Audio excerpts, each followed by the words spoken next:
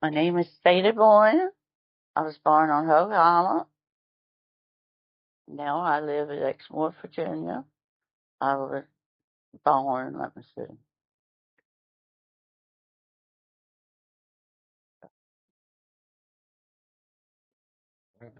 I can't help you with that.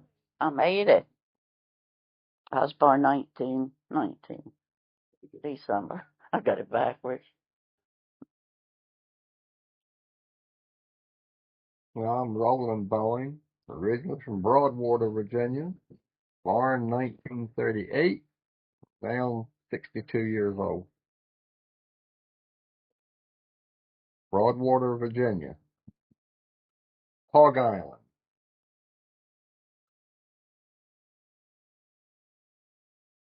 You guys have got a lot of history, a lot of memories of the island.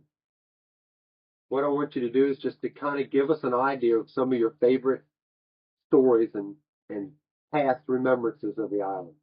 Sadie?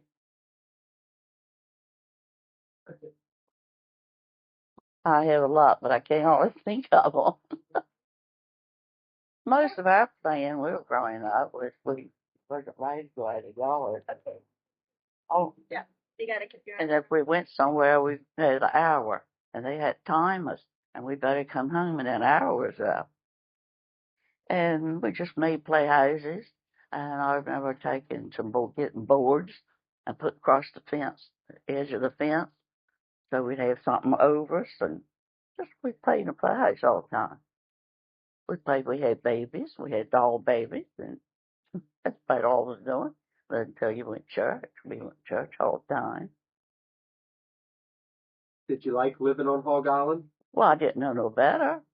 We were born there and raised there. And we moved over Wilson's Wharf after the 33 storm. Your sister talk about how strict your mom was. Well, she was strict. Why was she so strict?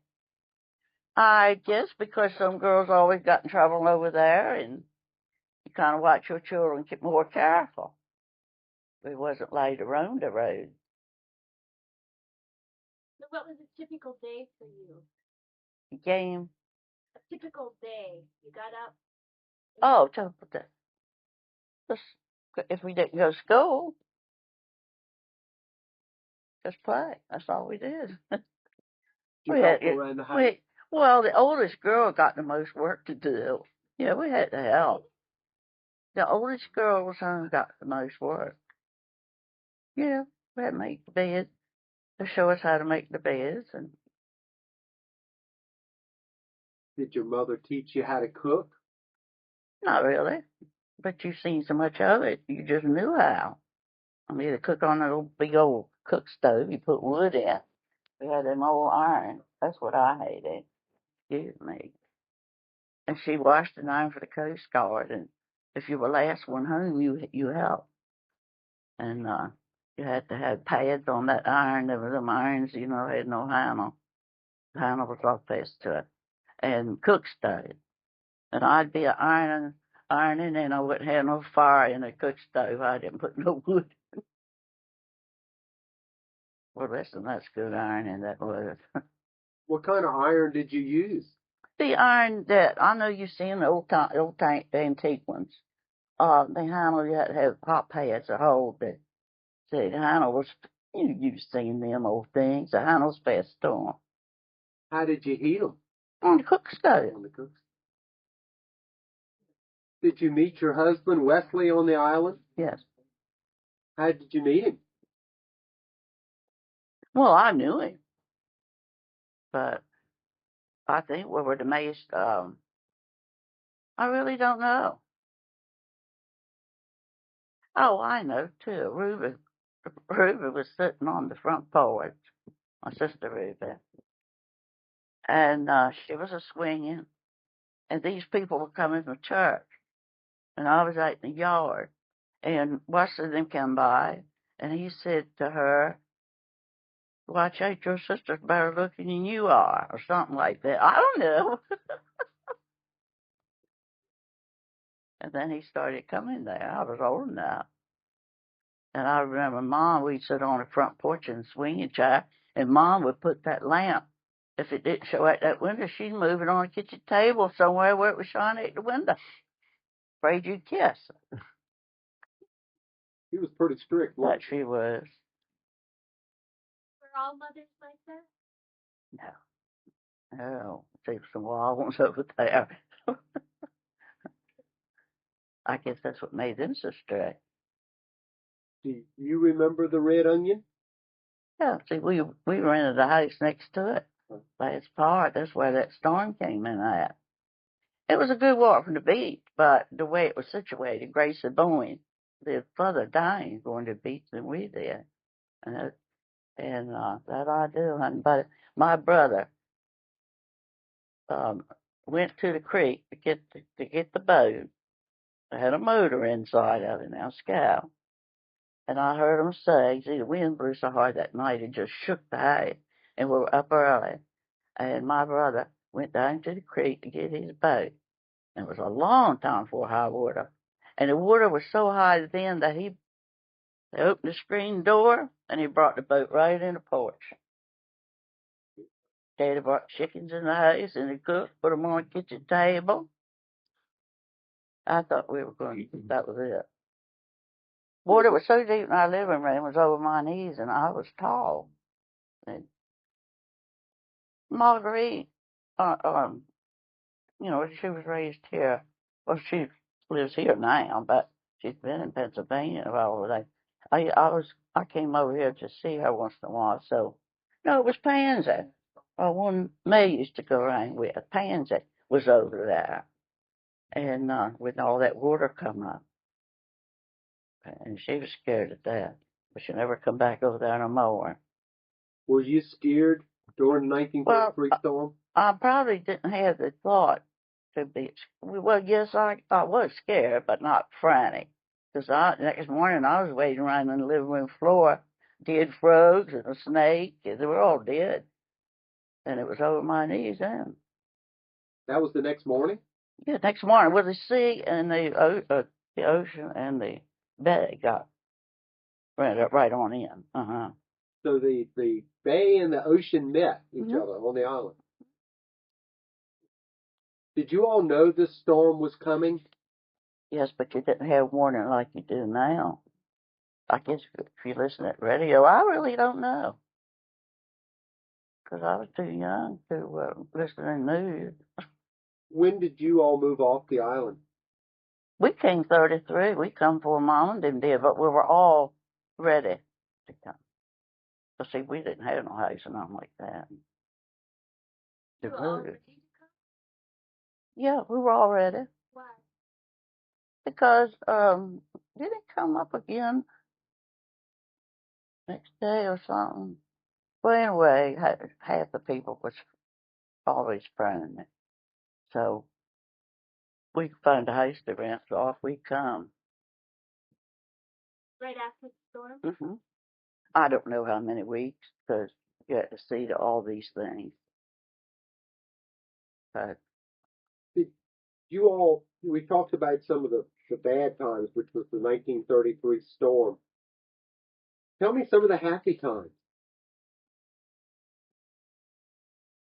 well, when you're young, you're always happy. Did you ever go riding on the beach in a Model T Ford?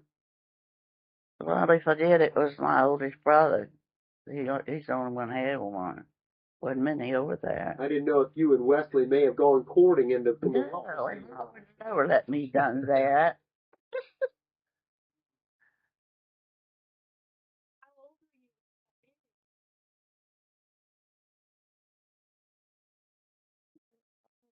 I got married in 37. Was the storm 36? 33. 33. 37, right? I think, yeah. I was married 37. Do you remember during the 33 storm, you were at home, right, on the island? Okay. Do you remember what your sisters were doing at that time? What you were doing all together? Mm-hmm. No. Just standing around, I guess, and moving furniture upstairs. Were you sad when you had to leave the island? No, I'd never go back. You'd never go back? Why not? Because I wouldn't, because it's such a hassle to have to come over here. That mail boat. No, I would never go back. Roland, how about you? Would you go back if you had a chance? Well, I would, but I really don't remember anything about living on Hog Island. I was 2 years old when we moved off. We were the last family to leave the island. Uh, Sadie's mother and father. I'm not sure whether our family or Sadie's mother and father, John Phillips. Well, he was the last one. But we didn't move off until 1940, but I was 2 years old at the time. And I do remember the day we moved off. My younger brother, 1 year younger than me, Norris, he was just a year old. He was scared of the boat and tried to climb overboard. He didn't want to sit in the boat. My older brother, Gerald, and I sat there. Had been out in the boat and we knew what it was. But he was scared of it. And he didn't want to stay aboard. My mother had to fight him to get him to sit down inside the boat when we got ready to leave to come over here. But actual life on Hog Islands, I was at 2 years old. I just vaguely remember even being over there. What I remember about it is primarily after 1945, when my father come back from the Second World War, we used to stay out there for several weeks at a time. And about what was going on out there prior to the time I was born, or we moved off, is just from listening to the other people talking about the things that they were doing.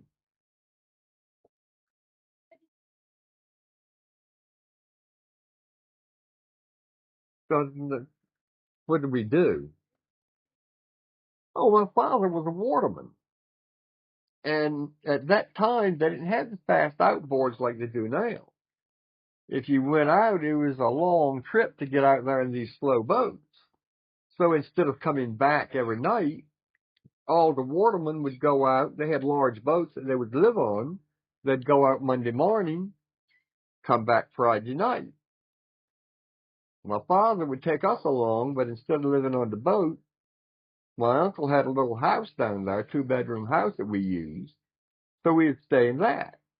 And we would live there for a couple of weeks at a time, then come back home over here.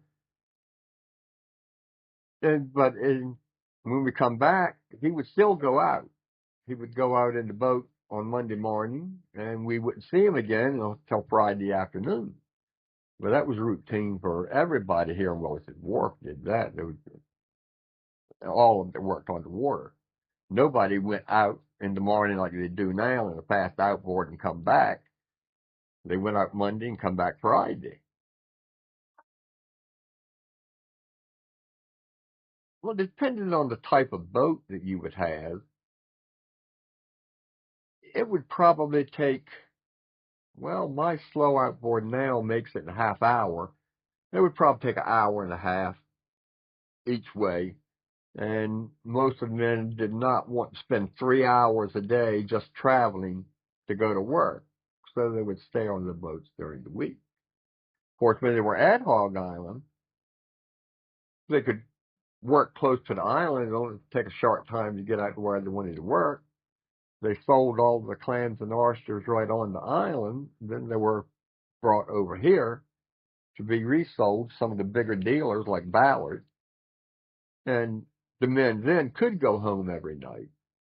But once they moved off here, a 3 or 4 hour round trip, most of them didn't want to spend that length of time traveling. Roland, I've heard you tell stories that I guess were recounted to you by your father about the airplanes on Hog Island. Yes, they would have up to 10 or 12 airplanes parked on the beach with the relatively rich people.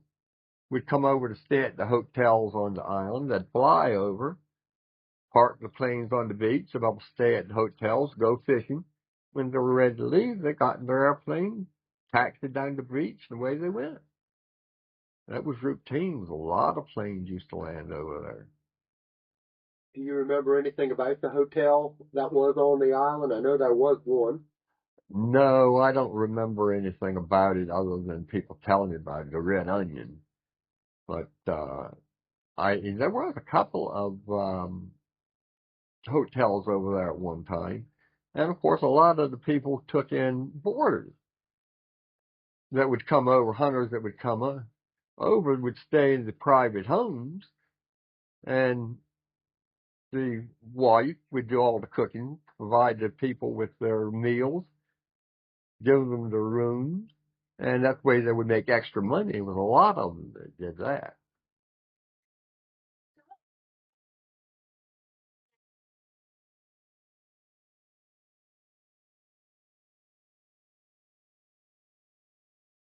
Well, there was one class that lived there, basically. There was no such thing as a rich and a poor man. Everybody was very close together as far as income went. There was a man named Sterling that wrote a book on Hog Island, and one of his statements is about how rich the people of Hog Island were, because all of them made at least $800 a year. Now, this book was written back in 1923, 1903, but said they were making at least $800 a year income and spent very little of it, because most of what they would eat would come from the sea. They would either eat the fish, shellfish. They also were hunters. Everybody would hunt. Most families would raise a few chickens, so they would have chickens to eat plus the eggs. Most of the women would make their own clothes for the family. So he was basically right. They didn't spend a lot of money. They were very conservative what they did spend, so that when a man got retirement age or was unable to work, he could more or less support himself. It's not like today where everybody gets old and they start going on welfare and Social Security or begging for welfare. The family and what the man had already saved was quite sufficient to support him. Of course, he didn't need very much. Everybody on the island would bring them fish, clams. They'd kill 2 ducks. They'd take them one of them. They'd go out clamming, catch a couple of thousand clams, which they were going to sell.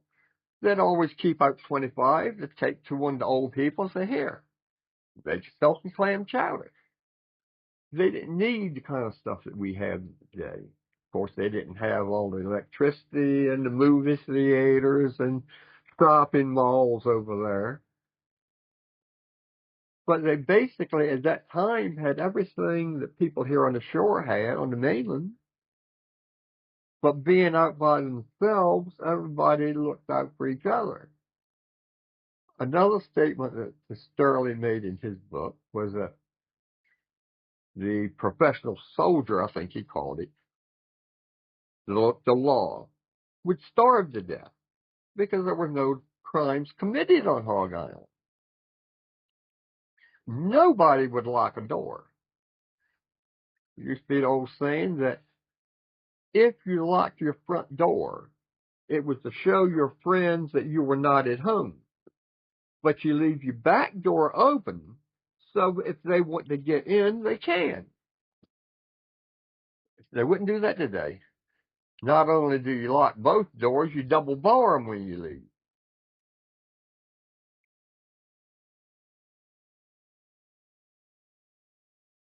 Most people would build their own houses, and quite a few of them not only would build their own house, they built them out of salvaged material. I know my grandfather built his house, and that was from one of the old hotels. He salvaged all the material he could from it. And how many square feet was in the house, I'm not sure, but it was probably 12 to 1,500 square feet. And I doubt that he spent more than $100 or $150 for it. And that was mainly for nails and other hardware. Any board that he could get was salvaged out of some old building, or he picked it up from the beach, driftwood, and come ashore that was still a good building board. A lot of houses were built that way, and a lot of them were built from wrecked sailboats. I've never actually seen it, but there is one building here in Willis's Wharf that was built on Hog Island. The one over on Ballard Drive, what do they call it now? That Uncle Harvey originally lived in. If you crawl under the house, you can still see the beams that were salvaged from the sailboat, including the identification numbers on it. Yes, the identification numbers are still visible. Name of the boat, I don't know, but I suppose it'd be traced down if you go get the numbers off from it. That was quite common. I had at one time in my house a small storage shed that I built from a chicken house that my grandfather had built. I salvaged the material from that, and it was material that he had salvaged from a house from Hog Island that had been a sailboat. So that material had been salvaged several times, and that was common on Hog Island throughout the period. The house started getting too bad a shape, they would salvage what they could out of it. You never threw anything away over there if there was a use for it. Just like they would never throw out a shirt and use it just for a cleaning rag without first cutting the buttons off. You always keep the buttons. Anything that could have been salvaged from it, you keep it. And it was the same way they would, after a storm, go over to the beach and walk the beach and see what you could find and come ashore. Anything that was useful, you bring it home and keep it until you had a need for it. Today, they just throw that stuff away. Nobody would go out and pick that stuff up. Or it's very rare that anybody would. Of course, I don't remember it. I didn't live there. But a lot of houses that's right here in Willis's Wharf have a lot of material in them that were either wrecked boats or just driftwood that come up on the beach. And the men would gather it all up, and that's what they'd build their houses out of. Don't you think that over generations that this current, even today, that some of the descendants of the Hog Islanders have still got this recycling instilled into them? Well, my wife calls me a pack rat. I don't throw out anything. If I can see some use for it, I prefer to keep it because I've found that the easiest way to find out what something is good for is throw it away. And within 2 or 3 days, you've got a definite need for it and have to go out and buy what you just threw out. So I don't like to throw anything away. Your dad and your mom both came from the island. Any favorite stories that Grafton recounted to you over the years of your childhood and up to his death that remain in your mind? Well, one primarily is not of him, but of my grandfather. My grandfather was a market hunter, a gunner. And he hunted professionally and would ship the ducks and geese to Baltimore, Philadelphia, and New York. And he used to hunt by the light from the lighthouse. He would go out at night with his shotgun, box full of shells, and sit beside of a pond.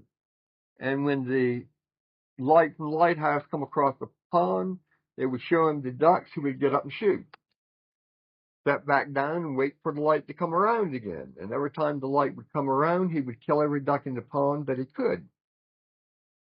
If he run out of ducks in that pond, he would gather up his gun and his shells and go over to another pond, leave the ducks where they were. And we'd keep that up all night long. As soon as the sun come up where he could see, he would then start gathering up all of his ducks, bring them home. My grandmother would clean them, get them ready for shipment, pack them in barrels, ship them up to the market. Of course, that was well before the hunting laws that we have today come in. But even after the laws come in, they had a little bit of that still going on if they felt they could get away with it. Not many of the professional hunters like he was liked the new game laws coming in.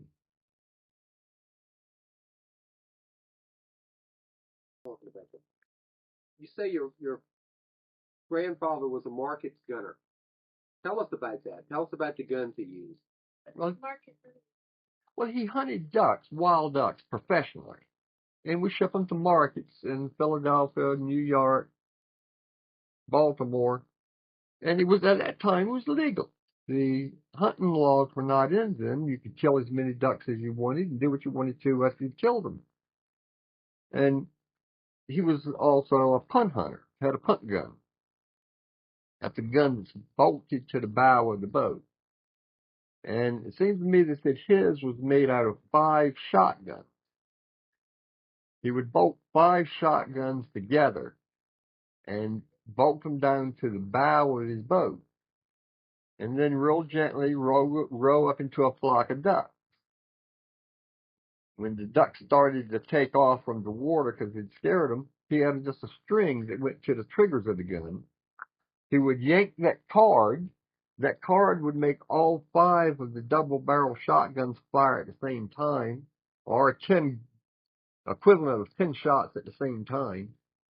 And of course, he would kill hundreds of ducks at a time doing it. And to save money, he loaded his own shells, but he'd also load, instead of using just the lead shot, he would use scrap pieces of metal, pieces of nails, anything he'd get his hands on that would kill the duck.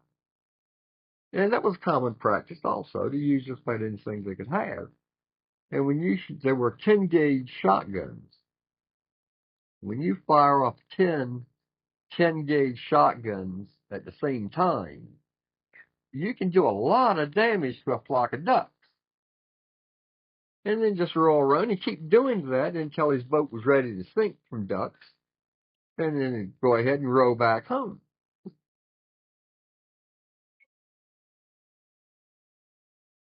Well, they would be brought over here to the mainland, or in some cases by sailboats. Sailboats would pull in. They would load the ducks onto the sailboats, and they would take them on up, or they would bring them into here. They would be taken out to Exmoor and put on the train for shipment. And Would he get paid by the people who were taking them? well, it'd be 2 ways. Either somebody locally would buy them and then reship them, or he'd go ship them on his own. And once they got to, say, New York, they would send him back a check for the value of the number of ducks he had at that time.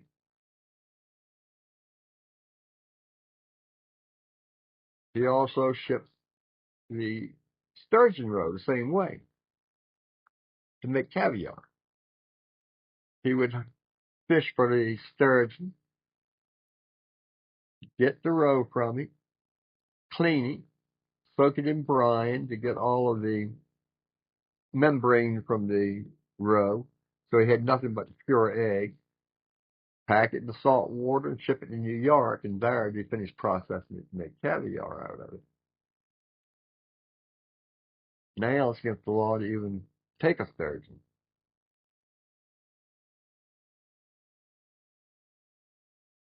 Have you ever spent much time on the island itself over the course of the years? Oh, yeah, I'd go back anytime I could. I went out there, well, I guess it's been 10, 12 years ago now, to stay at the station, private hunting and fishing club. I went out to check it out to make sure everything was all right, planning on staying 2 nights. And 10 days later, I finally got back home. I went out in my open 18-foot outboards, and when I got there, a storm blew up, and it took me 10 days before I felt safe enough that I could cross Hog Island Bay in an open outboard. I wasn't taking any chances. I'd rather sit out there by myself for 10 days than take a chance coming back across that bay. And in that 10 days' time, I saw one man I say, man, I think it was one person. A boat went by on the opposite side of the channel, and it looked like a man in it. The boat was running, so I assume it was a person, but I saw nobody else. For 10 days, I was by myself. When you say you went to the club down there, tell us about the club. What are you referring to? Well, it was a private hunting and fishing club that was in an old Coast Guard station. Some men from West Virginia purchased it and had a hunting and fishing club there. Where was that located at? What island? Well, north end of Hog Island. There was another station at south end, but that wasn't being used. That was dilapidated, all windows gone, just like ready to fall apart. What would you share some of the characteristics of Hog Island? Oh, no, really. Of course, most of them were very honest. It would be very difficult to find somebody from Hog Island that wasn't honest. You could, over there, when they were living over there, you could say, leave your door open, go anywhere you wanted to. You could get off your boat, leave any equipment that you wanted to on it. You would never lock a boat. You could leave it laying on the dock. Nobody would ever touch it. The only reason that they would touch it is because they thought it might get damaged and they would move it somewhere where it wouldn't get damaged.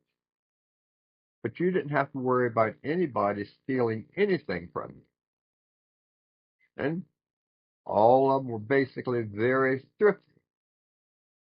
They didn't believe in spending money unless it was absolutely necessary. If you could go out and catch a fish to eat, why buy something? Of course, they had to buy the basics: flour, sugar, salt, coffee, pepper, stuff like that.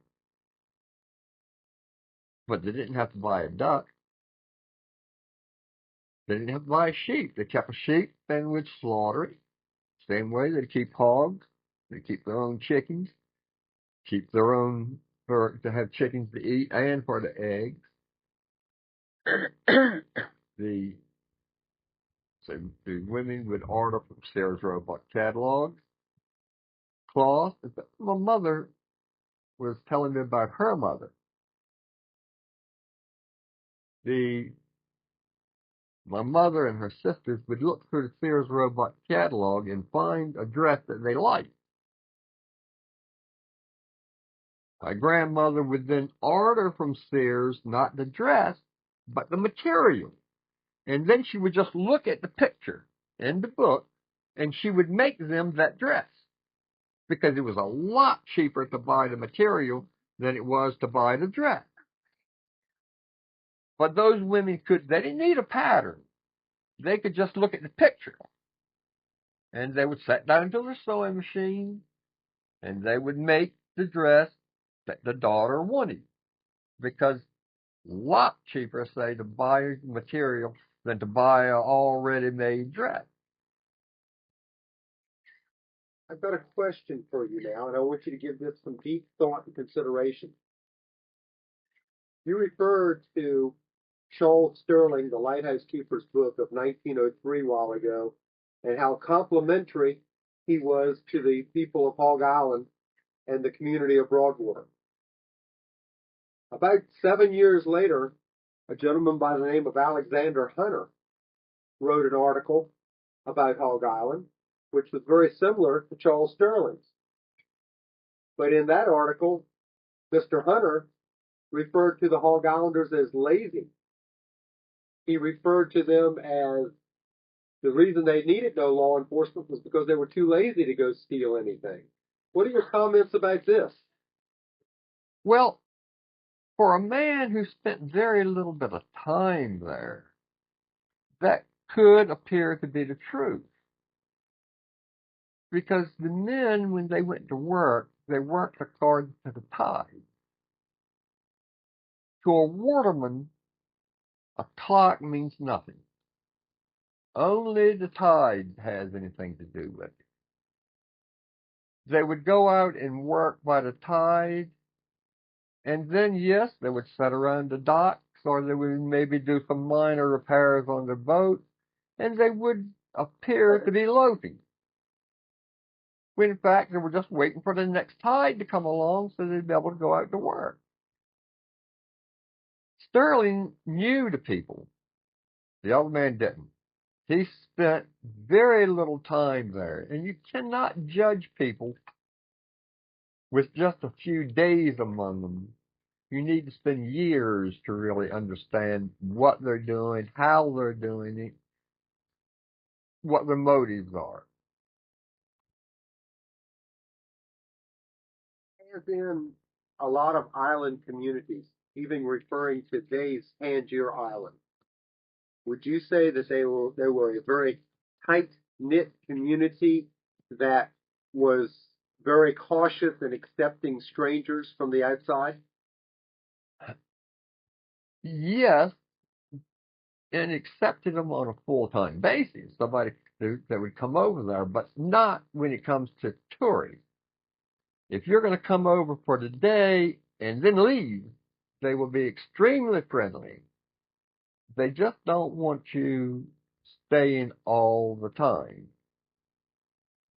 If you come over to the same way on Hog Island, yes, we're quite willing to take a tourist over here. We'll take them in our own home, provided you only plan on spending a week. But if you plan on spending a year, well, we're not too anxious to have you around. The people that's here, we know. You, we don't. Sadie, getting back to you, I see you sitting there and you've added in a few comments today. Got anything you'd like to say to kind of wrap it all up? Just tell us about your thoughts and remembrances of the island.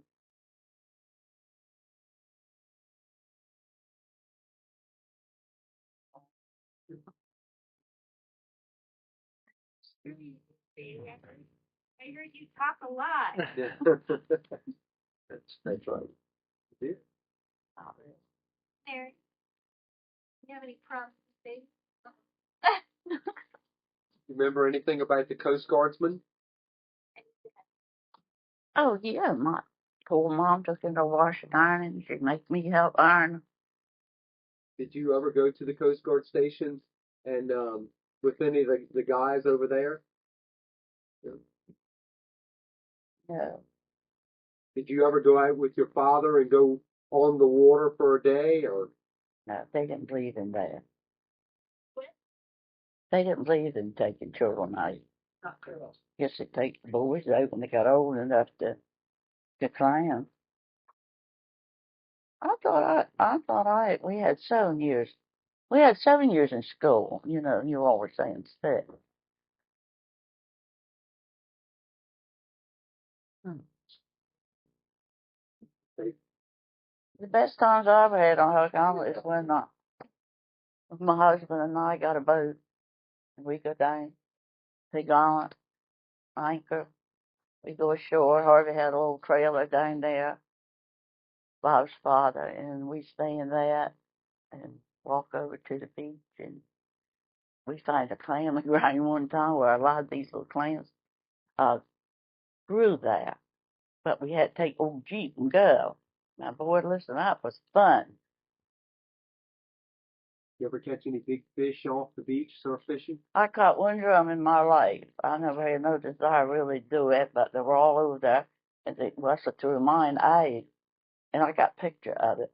And I wouldn't stand and pull it in.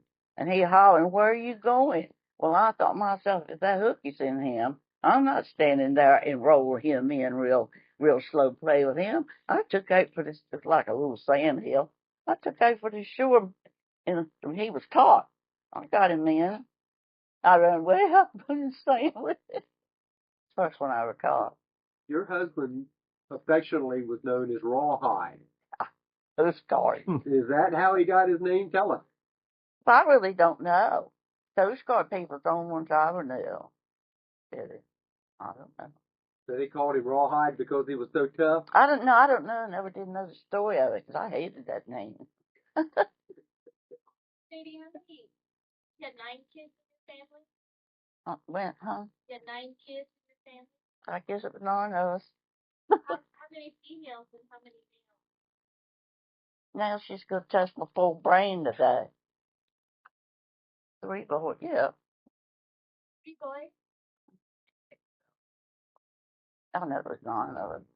But, you don't think about that very often. My brain's just getting tired. I stay home a lot. I used to go a lot, but I can't now.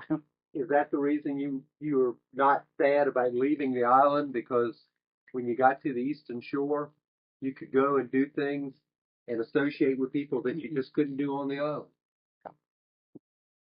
Well, I was glad to get away. I didn't want to see no more water. But I enjoyed when we got a boat going down there and climbing and fishing. And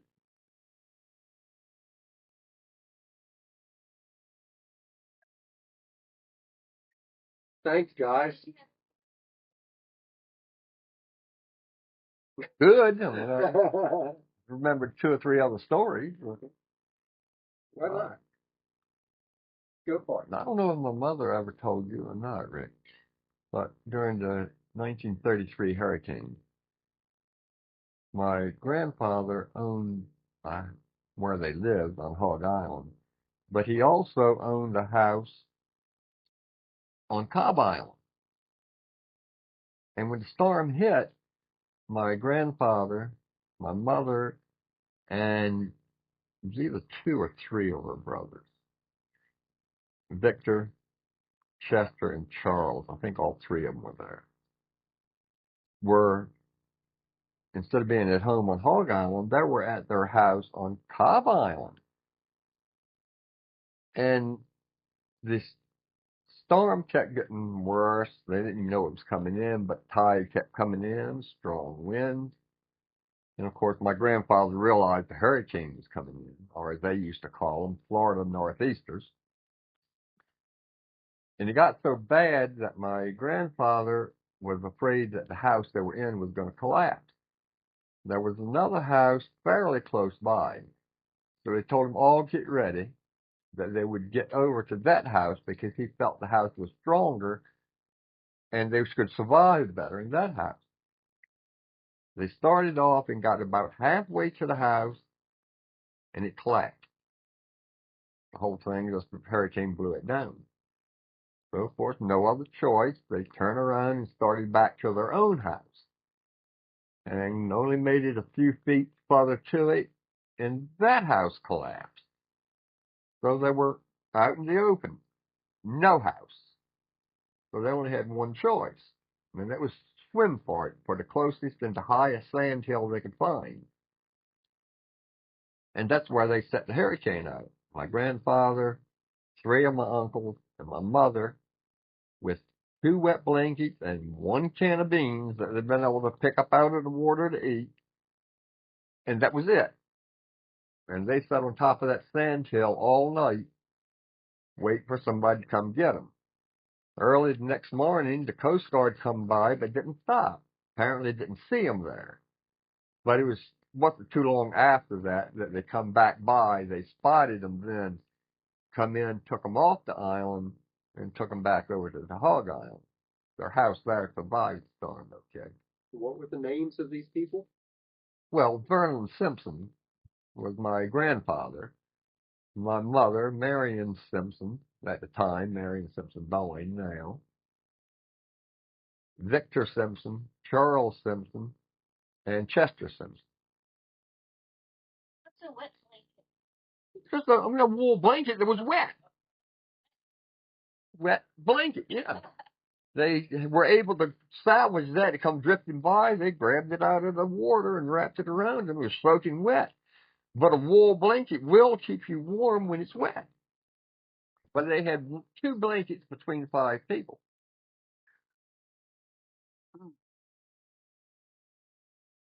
Any other stories that you can remember? Well, something a little bit more pleasant. Sadie was talking about the playtime over there. They used the seashells as toys.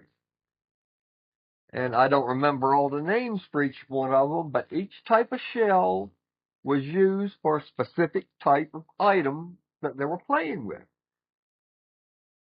Instead of toys, they didn't have a lot of toys to play with. You make your own. They made them out of seashells.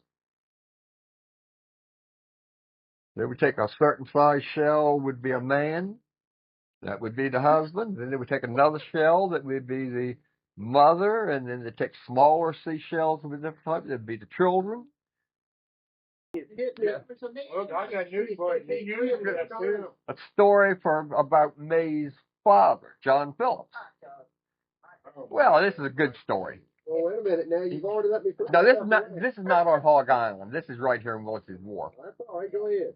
When I'm not sure how old I was at the time, I must have been around 4 years old.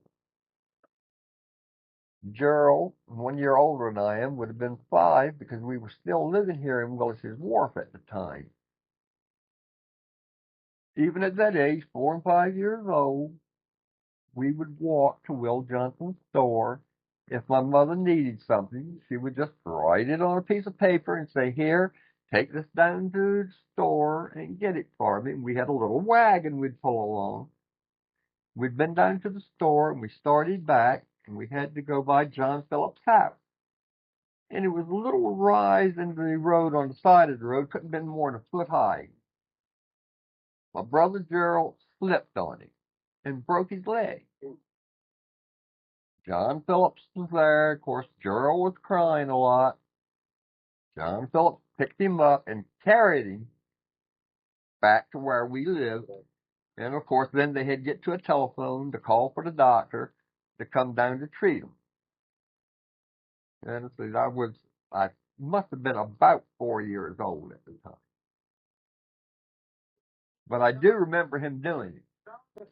Yeah, well, I was out in the boat one day when he was still working outboard and he broke down. And out here in the creek, and I forget who was with me now. It must have been even Morris or Gerald.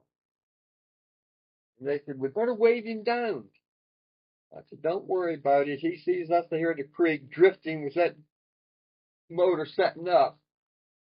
He's not going to pass us. He's going to be over here to tow us in. And, of course, sure enough, he was almost abreast of us before he noticed us. Made a complete reverse turn, come over when he knew what the problem was, told couldn't get the motor start. Give me your bow line. He threw the line to him. He tied it on, brought us on in here. Danny was a character, but Willis Wharf had a lot of characters. What was Dynamite? What was Dynamite? Dynamite Bill. Russell. Bill Russell. I'd love to hear all the stories. No, man. He's the one that destroyed Hog Island Lighthouse. And he could, I mean, if you wanted something done and your house was 2 inches here, he could blow this up and your house remained safe. Yeah. I mean, he was, but he's also a character. Well, here in Wesley's Wharf, right up here in the corner, I used to watch Charlie Bird, setting that carving his duck decoy. Oh, yeah. And I would like to have some of them today. I can't remember for sure how much he got for it, but it seems to me that my father said he had bought a dozen of them from him. Paid $3 a piece for them. Today, I don't know how many hundreds of dollars those same decoys could go for. Nice. And I don't know how many, whatever happened to that dozen decoys that my father had.